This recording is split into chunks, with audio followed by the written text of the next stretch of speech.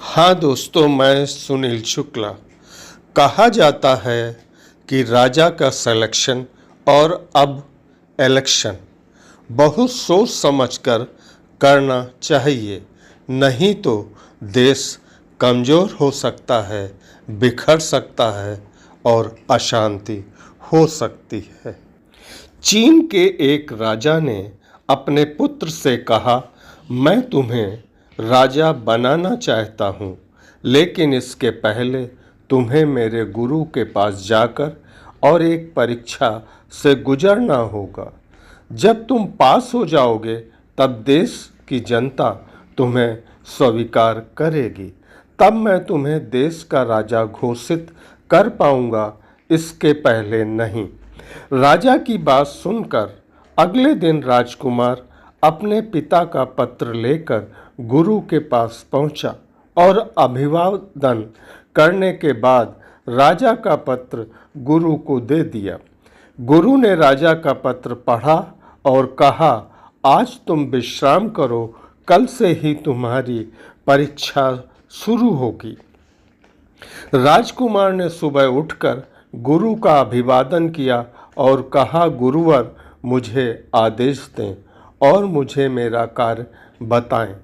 गुरु ने आश्रम से लगे जंगल की तरफ इशारा करते हुए कहा, इस जंगल में जाओ और 2 महीने बाद तुम मेरे पास आना। अब राजकुमार जंगल गया और ठीक 2 महीने बाद लौटा और गुरु से मिलकर उनका अभिवादन किया। अब गुरु ने राजकुमार से सवाल किए, तुमने जंगल में जाकर क्या देखा, क्या सुना, क्या पाया? राजकुमार ने उत्तर दिया, जंगल में पेड़ पौधे हैं, जंगली जानवर हैं, मुझे 2 महीने रहने में बहुत परेशानी हुई।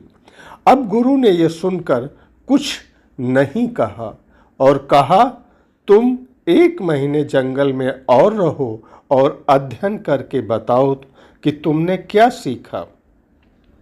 ठीक 1 महीने बाद राजकुमार लौटा और गुरु ने देखा और कहा, जाओ विश्राम करो, मैं कल बात करूँगा।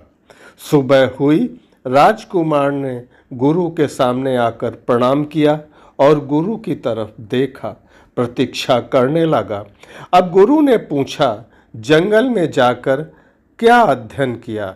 राजकुमार ने उत्तर दिया, वहाँ पर वही पेड़ पौधे हैं, जंगली जानवर हैं, कुछ भी सीखने को नहीं है। गुरु ने कोई भी उत्तर नहीं दिया और राजकुमार से कहा, तुम अपने घर जा सकते हो। और राजकुमार अपने घर वापस लौट आया।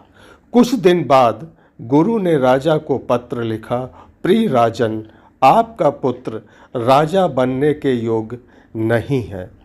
जो राजकुमार एक जंगल की भाषा नहीं पढ़ सकता, वो जनता की भाषा कैसे पढ़ सकता है? राज्य मुश्किल में पड़ जाएगा। राज्य की जनता और जंगल दोनों एक जैसे होते हैं।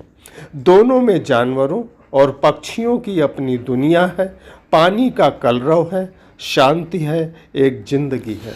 दोनों सुनते और देखते ज़्यादा हैं, बोलते कम हैं। जब बोलते हैं तो कहर ढाते हैं। राजा को शांत, सौम्य, सजग, अदृश्य को भी देखने व अवलोकन करने वाला होना चाहिए, तभी बात बनेगी। इस वीडियो को शेयर करें, सब्सक्राइब करें। मैं आपको धन्यवाद देता हूँ।